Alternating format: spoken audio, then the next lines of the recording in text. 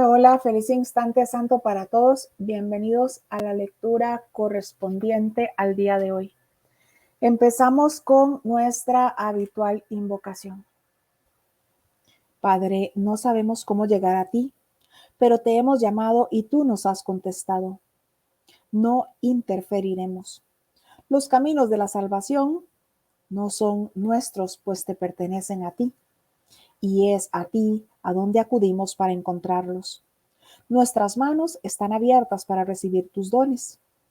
No tenemos ningún pensamiento que no pensemos contigo, ni abrigamos creencia alguna con respecto a lo que somos o a quien nos creó. Tuyo es el camino que queremos seguir y hallar, y solo pedimos que tu voluntad, que también es la nuestra, se haga en nosotros y en el mundo para que éste pase a formar parte del cielo.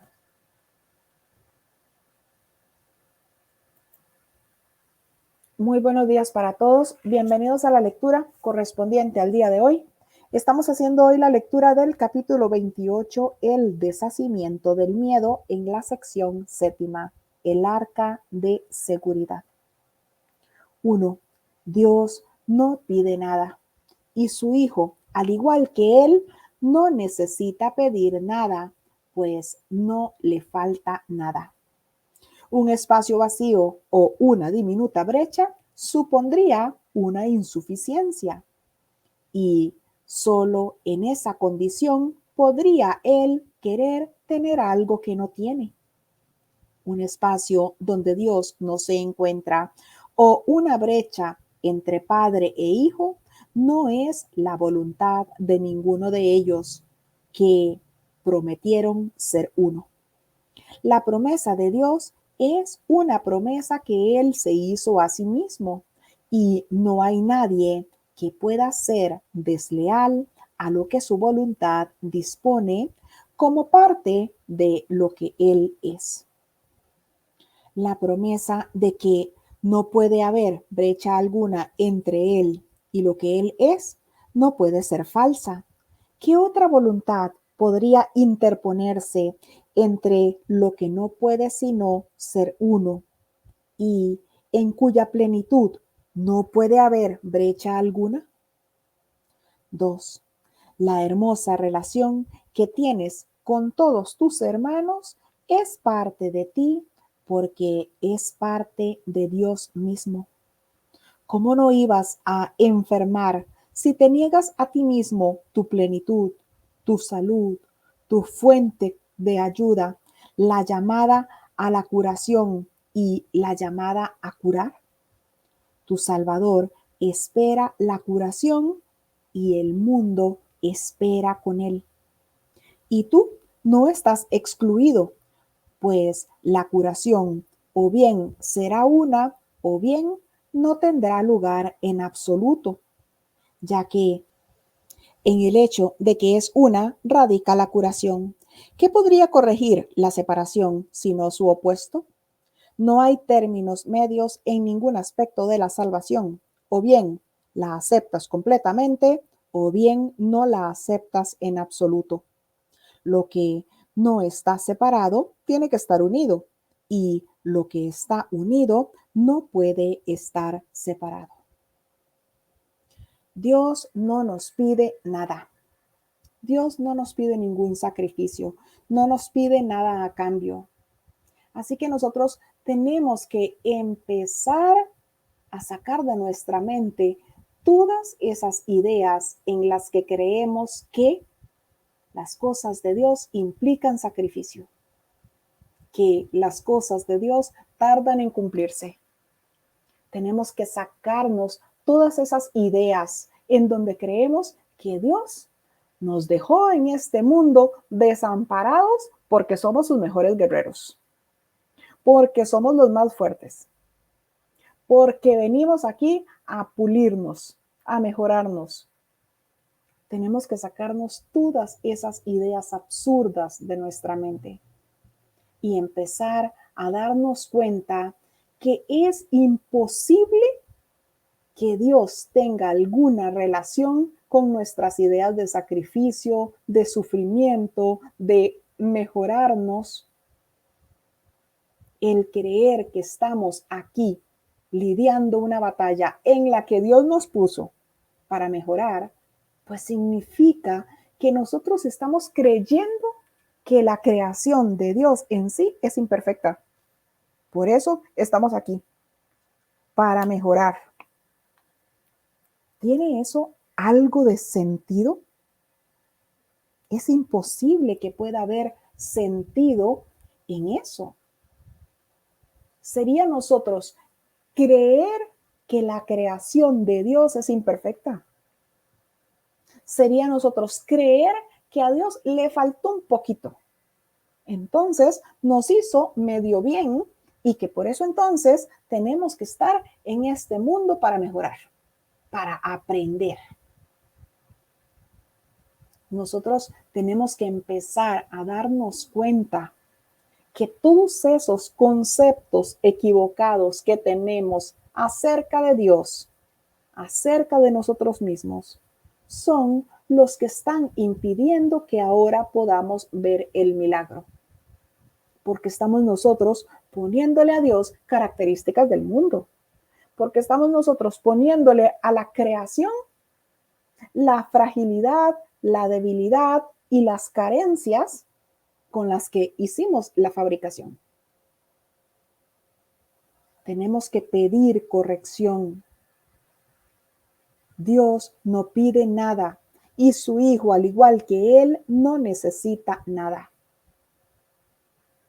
Así que no necesitamos pedir nada, pero sí necesitamos la corrección del Espíritu Santo para darnos cuenta que no necesitamos nada, que seguimos siendo tal como Dios nos creó, que somos plenos, abundantes, completamente abundantes, todo abarcadores. Nosotros fabricamos un mundo de escasez, fabricamos un mundo de carencias, fabricamos un mundo en donde todo parece llevar un proceso, en donde todo parece implicar sacrificio, esfuerzo. Nosotros fabricamos un mundo en donde ni siquiera creemos que somos merecedores de la paz, merecedores de todo eso que Dios nos dio. Y anteponemos todas nuestras ideas de culpa, todas nuestras ideas de especialismo, todas nuestras ideas de individualismo y nos negamos a ver todo lo que tenemos ahora. Nos negamos a ver que la totalidad misma es nuestra. Dios no pide nada y su Hijo, al igual que Él, no necesita pedir nada, pues no le falta nada. La voluntad de Dios es que su Hijo sea perfectamente feliz. La voluntad de Dios es que su Hijo lo tenga todo. La promesa de Dios es una promesa que Él se hizo a sí mismo. Y no hay nadie que pueda ser desleal a lo que su voluntad dispone como parte de lo que Él es. Recordemos que la creación nuestra partió de ese acuerdo con el Padre, esa promesa de amor eterno del Padre. Y al decir nosotros sí, entablamos ese pacto de amor eterno con Dios. Te amaré eternamente como tú a mí, sé tan perfecto como yo, pues nunca podrás estar separado de mí. Y a eso el Hijo de Dios respondió, sí, Padre, aunque ahora no lo recordemos. Dijimos sí. Y de esa voluntad de amor total fuimos creados. Compartimos esa voluntad con Dios, aunque ahora creamos que la voluntad de Dios tiene cosas atroces. Porque creemos eso realmente. Cuando vemos que alguien se enferma, decimos, es la voluntad de Dios.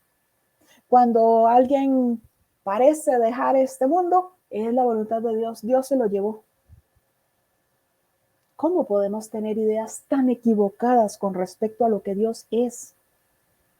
¿Cómo podemos creer que Dios es un Dios de muerte, que viene a llevarse cuerpos, que viene a enfermar cuerpos? Tenemos que empezar a comprender cómo está funcionando esa mente errada nuestra si es que queremos nosotros pedir corrección y aceptarla. Tenemos que dejar de darle realidad a todo eso que parece que pasa aquí. Tenemos que dejar de darle realidad a todo eso que parece que se nos presenta aquí y comprender que son ilusiones. Y aunque no las entendamos en absoluto, aunque ni siquiera tengamos noción de lo que la verdad es, tenemos que pedirle al Espíritu Santo. Pedirle corrección. Aunque esa corrección que yo reciba no la entienda, no sepa qué es. El simple hecho de desear la verdad, de pedir esa corrección, de querer ver de una forma diferente a mi hermano, al mundo, al entorno, a la situación, a mi jefe, a mi vecino. Solo eso significa que yo ya he puesto esa pequeña dosis de buena voluntad. Eso significa que estoy yo dispuesto a no querer juzgar más a mi hermano, sino que a pedirle al Espíritu Santo que me muestre lo que mi hermano es. Y ya sé que el Espíritu Santo siempre me va a mostrar inocencia. Si estoy recibiendo como guía cualquier idea de diferencia, pues significa que esa guía no es del Espíritu Santo. Estoy escuchando la voz equivocada. La hermosa relación que tienes con todos tus hermanos es parte de ti porque es parte de Dios mismo. Y nos dice algo clave. ¿Cómo no ibas a enfermar si te niegas a ti mismo tu plenitud? Quiere decir que yo me niego a verme como uno con mi hermano y mi hermano forma parte de mi plenitud. Todos esos aspectos de la mente que parece que yo ahora percibo como cuerpos separados forman parte de mi plenitud. Recordemos que del cielo salimos como uno. Fue en este sueño de separación en donde quisimos diversificarnos y vernos entonces separados por etnias, separados por el color de piel, por el idioma, por todo lo demás que quisimos nosotros imponernos. Pero seguimos siendo uno. Que en el sueño estemos soñando con separación y diversidad no significa que sea así. Seguimos siendo uno y nuestra plenitud es en el cielo, en donde nos reconocemos como uno, como el único hijo de Dios. Por lo tanto, si yo aquí me niego a aceptar a uno solo de mis hermanos, si yo aquí decido ver a mis hermanos como algo separado, distinto, diferente de mí, pues significa que yo estoy apoyando la separación. ¿Y cómo no voy a enfermar si me niego a mí mismo la plenitud? Me estoy negando a mí mismo esa plenitud. Estoy queriendo sostener diferencias con tal de conservar mi idea de especialismo. Por eso enfermo. Por esa idea, esa culpa que conservo, esas ganas de ver al otro diferente, esas ganas mías de querer ver a mi hermano como alguien distinto de mí, separado de mí, es lo que hace que yo me decida por esas decisiones equivocadas, juzgar, ver a una criatura de Dios sin amor. Y de ahí viene la idea de culpa que luego se ve reflejada como una enfermedad, que luego se ve reflejada como una situación económica terrible, que luego se ve reflejada como desamor, como soledad. Y nos dice que no hay términos medios en ningún aspecto de la salvación. O se acepta o se rechaza. Yo necesito pedir corrección para mi mente, para darme cuenta que tan amado y hermano mío es el que parece un asesino que el que parece ser muy bueno y bondadoso. ¿Por qué? Porque son el único y santo Hijo de Dios junto conmigo. 3. O bien hay una brecha entre tu hermano y tú, o bien sois uno y lo mismo. No hay nada entre medias, ninguna otra opción, ni ninguna lealtad que se pueda dividir entre dos posibilidades. Una lealtad dividida significa que le eres fiel a ambas, lo cual no hace sino ponerte a dar tumbos, sin que te quede otro remedio que agarrarte a cualquier brizna de paja que parezca ofrecerte apoyo. Mas, ¿quién puede edificar su hogar sobre pajas y esperar que lo proteja del viento? Ese es el tipo de hogar que se puede hacer del cuerpo porque no está cimentado en la verdad. Sin embargo, por esa misma razón, puede verse que no es tu hogar, sino simplemente un medio para ayudarte a llegar al hogar donde Dios mora. 4. Cuando ese se vuelva tu propósito, el cuerpo se cura, pues no se utiliza para dar testimonio del sueño de separación y enfermedad. Tampoco se le culpa fútilmente por lo que no hizo. Su propósito es ayudar a que el Hijo de Dios sane y, dado este propósito, no puede estar enfermo. No se une a ningún propósito que tú no hayas aceptado y tú has decidido que no esté enfermo.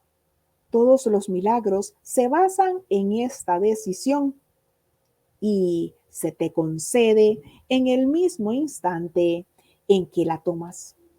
Ninguna forma de enfermedad está excluida de dicha decisión porque la decisión no puede tomarse en función de la forma. La decisión de estar enfermo parece ser una decisión entre diferentes formas de enfermedad. Sin embargo, la enfermedad es una, al igual que su opuesto. Por consiguiente, o estás enfermo o estás sano. 5. Pero nunca tú solo. Este mundo no es más que el sueño de que puedes estar solo y de que puedes pensar sin que ello afecte a los que están separados de ti. Estar solo significa que estás separado y si lo estás, no puedes por menos que estar enfermo. Esto parece probar que definitivamente estás separado. No obstante, lo único que significa es que has tratado de mantener la promesa de serle fiel a la infidelidad. Mas la infidelidad significa enfermedad. Es como la casa edificada sobre pajas, que parece ser muy sólida y real, pero su estabilidad, no obstante, no se puede juzgar sin tomar en consideración sus cimientos. Si descansa sobre pajas, de nada sirve atrancar las puertas, cerrar las ventanas o correr los cerrojos. El viento la derrumbará y las lluvias la azotarán y la arrastrarán al olvido. 6. ¿Qué sentido tiene buscar refugio en lo que se construyó precisamente para fomentar el peligro y el miedo?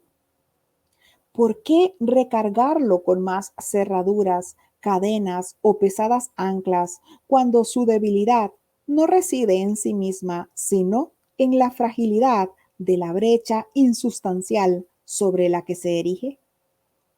¿Qué seguridad te puede ofrecer algo que descansa sobre una sombra? ¿Edificarías tu casa sobre algo que pudiera derrumbarse con el peso de una pluma? 7. Tu hogar está edificado sobre la salud de tu hermano y sobre su felicidad e impecabilidad, así como sobre todo lo que su padre le prometió. Ningún pacto secreto que hayas hecho en lugar de eso ha estremecido en lo más mínimo los cimientos con mayúscula de este hogar. El viento podrá soplar sobre él y la lluvia azotarlo, pero sin consecuencia alguna. El mundo será arrastrado, pero este hogar permanecerá en pie para siempre, pues su fuerza no reside solo en él.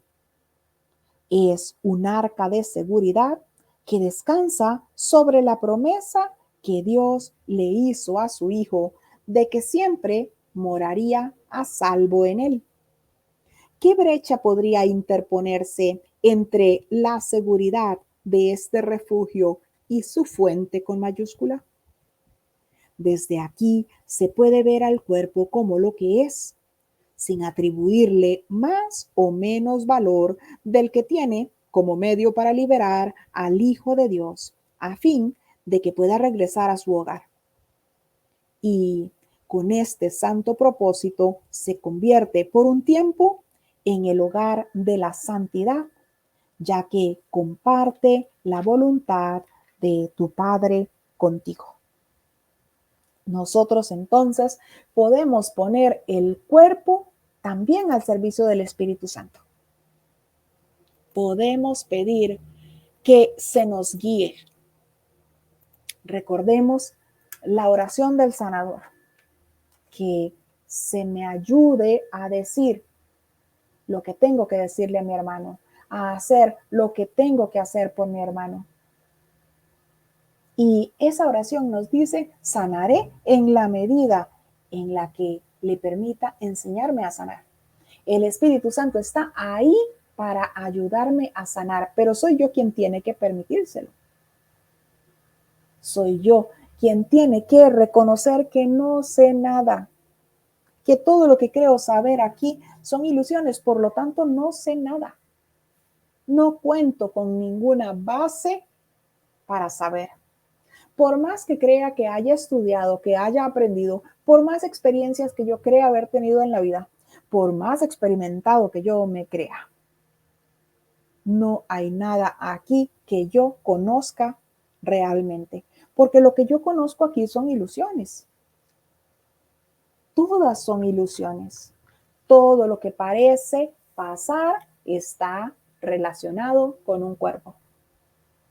Todo lo que parece ocurrir está relacionado con mis propias ideas de error, que están en mi mente y ni siquiera las identifico. Por eso creo que vienen de afuera. Por eso creo que es el otro el que me hace daño. Por eso creo que es el otro el culpable. Es por eso que nosotros necesitamos esa corrección. Cuando nosotros nos demos cuenta que el cuerpo no es nuestro hogar, pero que puede ser un medio para ayudar a llegar a Dios, ahí estaremos dispuestos, cuando hayamos aceptado ese propósito, estaremos dispuestos a curarnos, porque se ha curado la mente. La mente es lo único que se enferma, por lo tanto es lo único que necesita sanación. Ahí se habrá curado la mente y ahí habremos aceptado que seguimos siendo tal como Dios nos creó, que no hay separación entre mi hermano y yo. Cuando deje de ver a mi hermano distinto, separado, diferente de mí, me voy a curar, porque se ha curado ya mi mente. Ya la mente ha deshecho esa barrera de diferencia, esa barrera de especialismo. Ahí entonces el cuerpo se cura, pues no se utiliza para dar testimonio del sueño de separación y de enfermedad. Tampoco se le culpa inútilmente por lo que no hizo, porque recordemos que todas esas ideas nuestras de enfermedad, de carencia, de desamor, se basan en una decisión equivocada. tomamos esa decisión equivocada de juzgar sin amor al Hijo de Dios. Y ahora estamos entonces viendo lo que parecen ser las consecuencias de esa decisión equivocada. Pero como todo eso fue en mi sueño, yo soñé que había juzgado sin amor al Hijo de Dios. Yo creí que había juzgado sin amor a una criatura de Dios. Yo creí que había hecho algo que Dios jamás hubiese hecho. O bien, creí que había dejado de hacer algo que Dios sí hubiese hecho. Y ahí entonces se enquistó esa idea de culpa.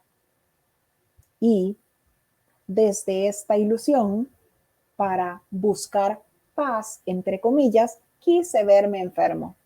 Desde esta ilusión en donde creo en la expiación con minúscula, en donde me enseñé a mí mismo que los errores se pagan con castigo, en donde me enseñé a mí mismo que las cosas de Dios implican sacrificio, en donde me enseñé a mí mismo esa expiación con minúscula, pagar con dolor. Cuando se vuelva nuestro propósito hacer que el cuerpo sea un medio, ahí entonces el cuerpo se curará, pues no se utilizará para dar testimonio del sueño de separación y de enfermedad. Tampoco se le culpará inútilmente por lo que no hizo, porque su propósito ahora será ayudar a que el Hijo de Dios sane. Y debido a que ese es su propósito, pues no puede estar enfermo. No puede estar enfermo el cuerpo si ahora su propósito es la unión. Si ahora pide corrección para dejar de ver las formas de error y está dispuesto a reconocer que ahí está el Cristo, no importa la forma que sea que está viendo. Ya ahora el cuerpo no se une a ningún propósito que tú no hayas aceptado y tú ya has decidido que no esté enfermo. Tú ya has pedido esa unión mayor. Ya hemos pedido unirnos a la mente de nuestro hermano para ofrecerle sanación, esa sanación que yo previamente pedí para mi mente y la acepté, para no ver enfermedad, para no ver desolación, para no ver necesidades, para no ver miseria, para no ver calamidades, sino que para ver al Hijo de Dios, que es todo abarcador, que es santo, que no es un cuerpo, que no es la voluntad de Dios que se enferme, que Dios no puede pedirle a su Hijo ningún sacrificio, que no hay ninguna relación entre la muerte del cuerpo físico con Dios. Eso forma parte de nuestro sueño. Ese Dios con mayúscula, nuestro creador, no es un Dios de muerte, es un Dios de sanación, es un Dios todo abarcador, es un Dios abundante. Todos los milagros se basan en esta decisión y se te conceden en el mismo instante en el que tomas esa decisión. Cuando yo decido que mi cuerpo ya no va a ser un arma para el conflicto, sino que va a ser un medio a disposición también del Espíritu Santo para que todos mis hermanos sanen, en ese momento me sano yo. En ese mismo instante, porque las cosas de Dios no tardan en cumplirse, todos los milagros se basan en esta decisión y se te concede en el mismo instante en el que la tomas. Ninguna forma de enfermedad está excluida de dicha decisión, porque la decisión no puede tomarse en función de la forma. Así que da lo mismo si lo que tengo es un granito en la cara o un cáncer diagnosticado. Da lo mismo si lo que tengo es un dolor de cabeza o una enfermedad que aparentemente nací con ella.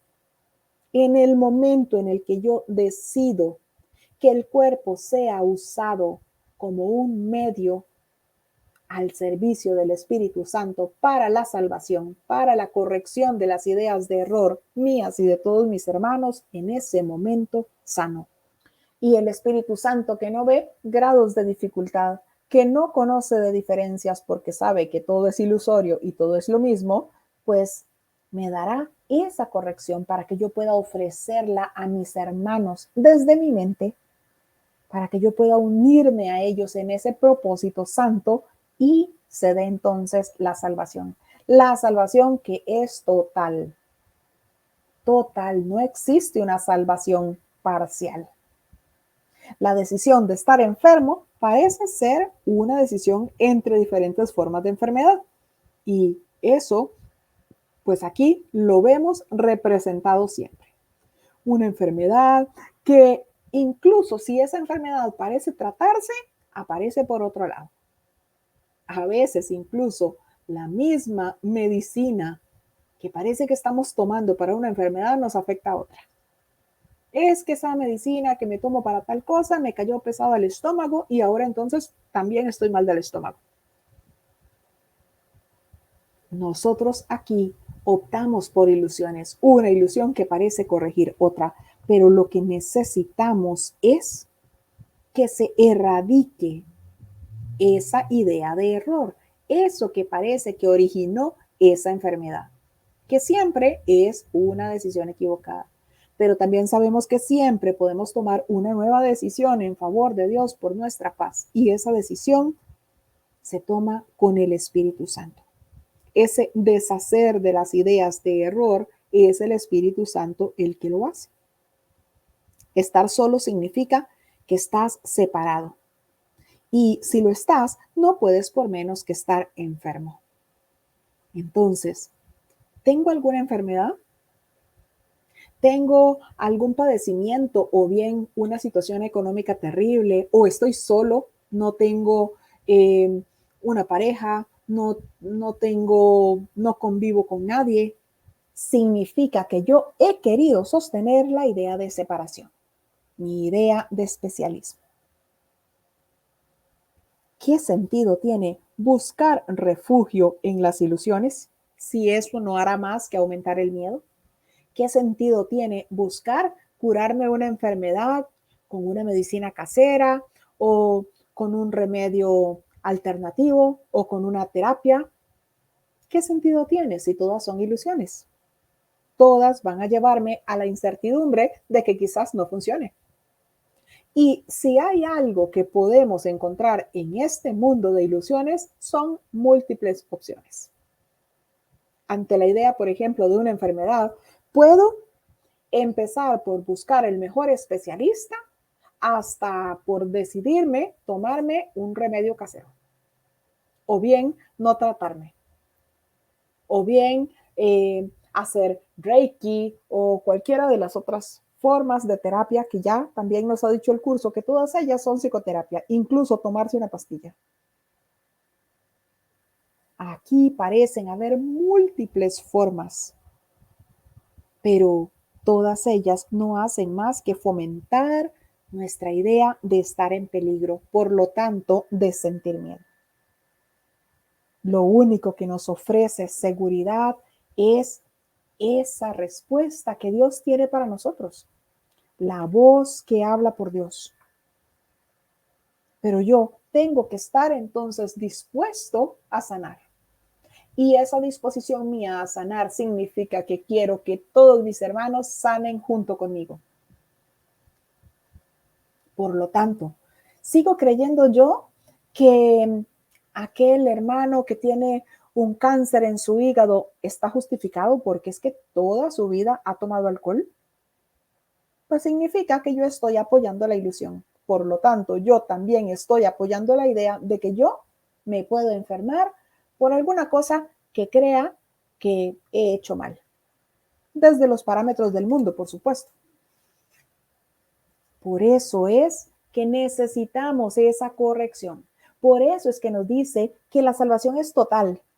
Con una sola idea de error que yo quiera conservar, con una sola idea de error que yo vea representada en alguien o en mí y crea que está justificada por lo que hice, por la forma en la que actué, por la forma en la que me alimenté, por la forma en la que gasté dinero, pues significa que estoy apoyando las ideas de error en vez de pedir la corrección y deshacerme de todas ellas por igual.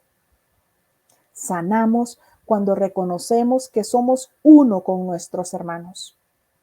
Nos enfermamos por nuestra creencia de separación, por nuestra creencia de especialismo. Hemos hecho la lectura del capítulo 27, el deshacimiento del miedo, en la sección séptima, el arca de seguridad. Gracias a todos por su compañía.